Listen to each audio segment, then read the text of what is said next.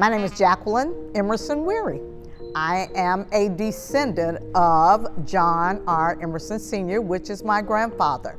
My parents are John and Helen Emerson. My grandfather is a part of history here, the Greenwood and Tulsa, even before the race massacre and after the race massacre.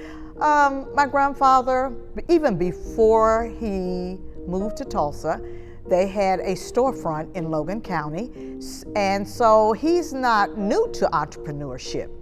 He's familiar with it. So when he came to Tulsa, they built a hotel in Greenwood. It was destroyed. Then he built another one on Greenwood, Midway Greenwood, and that one closed down. Then he built another one, which is at the end of Pine and Lansing, which was not on Greenwood, but he did build another hotel, and then a highway came through it. It was a storefront, as a matter of fact, up under the hotel, and I was a kindergarten, walking home from Dunbar Elementary School, and I would stop in and get those great lemon cookies out the jar. I don't know if any of y'all remember those cookies, but those are the best cookies, okay, in the world. And so right now we're trying to pay honor and homage to those before us, those who paved the way with businesses, their lives, their homes that were destroyed in 1921 in the Tulsa Race Massacre. We try to stand on those shoulders. We are slowly but surely trying to build back Greenwood. We just opened up a grocery store, as a matter of fact. Oasis just opened up here in the last week. We have been desert for so long with a grocery store. My grandfather was very instrumental in rebuilding Tulsa.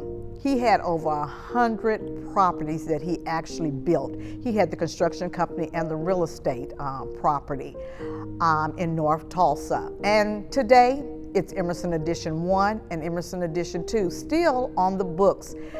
If you go to the Tulsa County Assessor's Office, you will see that if you put any of the addresses in. I'm fortunate to actually live in one of those homes, the last home that Mr. Emerson built, my grandfather. And I am privileged to and honored to live in such a historic place. We're looking forward to naming the street in front of that historic, the historic home. We want to actually put an application as well for it to be a historic site as well, and his home before this time. He was very classy, dressed well. He dressed his children well. Even in his home, as I remember as a young child, there was a chandelier, beautiful chandelier in the dining room, and a sunroof before it was popular in his home. So he liked the finer things in life. We also have a few pictures of him being dressed, okay, shopping. And that's what blacks were able to do back then. I mean, they had plenty of money, plenty of land. We had our own doctors and lawyers and banks and you name it. But that's what we need to strive to do now, is to gear our young people to some of these degrees that they can actually, be on their own and build back these black communities. We really, and lawyers, we need to gear them towards some of the things that we can, barbers, we know we have barbers and beauticians as well. I just feel that history can repeat itself. We've done it once, we can do it again. I just think that parents, grandparents, we can push our children and grandchildren, and even to the point where we can leave a legacy that they will be able to follow, so that we can do those things that Black Wall Street had. I can't even, the passion for what was and what's not, it's heartbreaking. It is really heartbreaking once you realize the wealth that was in this city. I don't know of any other black town that had as much as Black Wall Street.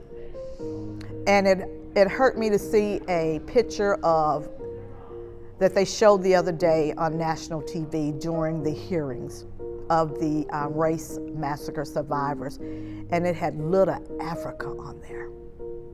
Heartbreaking. But don't worry, we're coming out of Little Africa.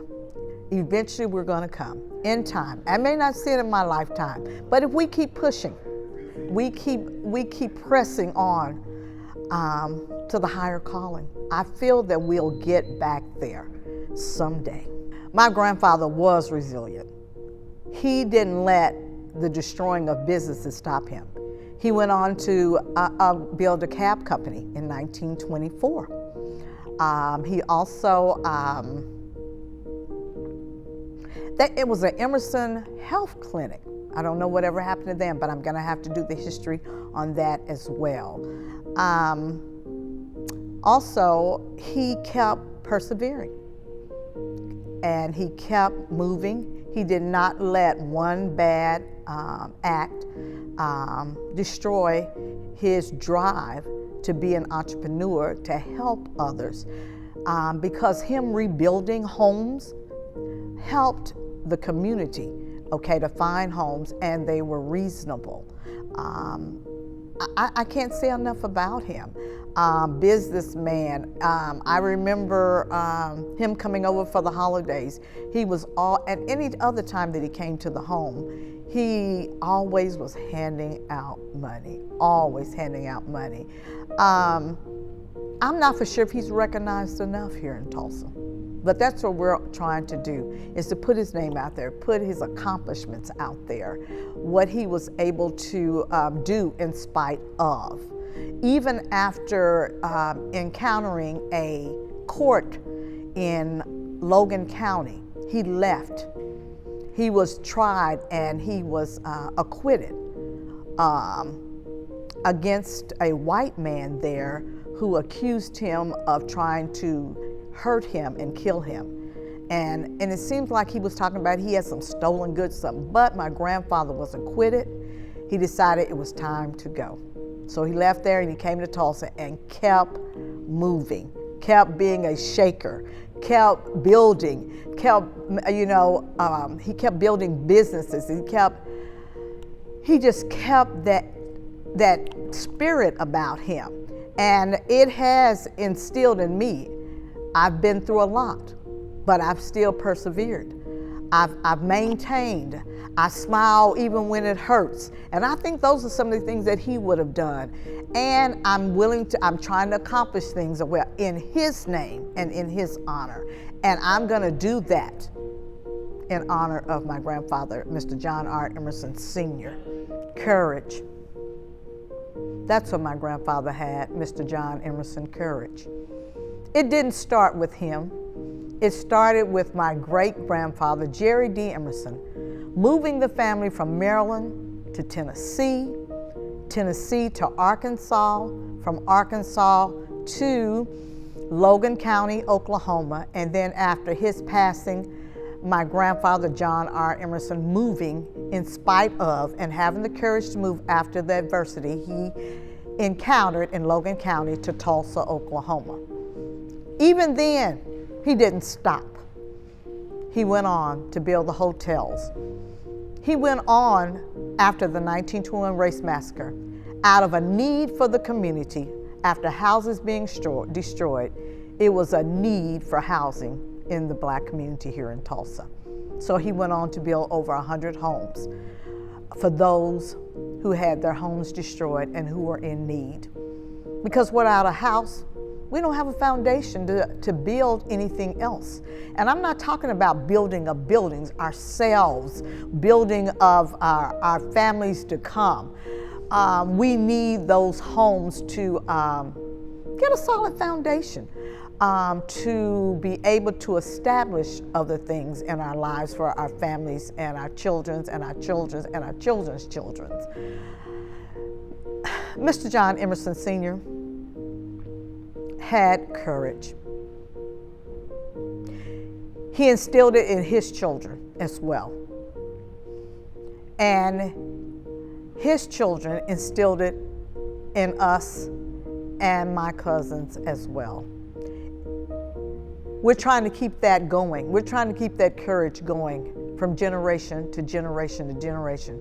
To not stop, no matter what happens, in the face of adversity, in the face of massacres, in the face of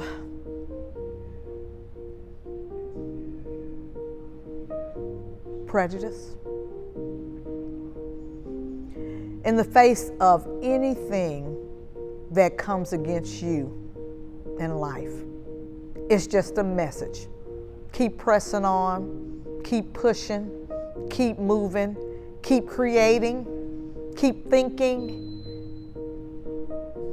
and do the best you can to help others and yourself, and to rebuild Black communities all over the world.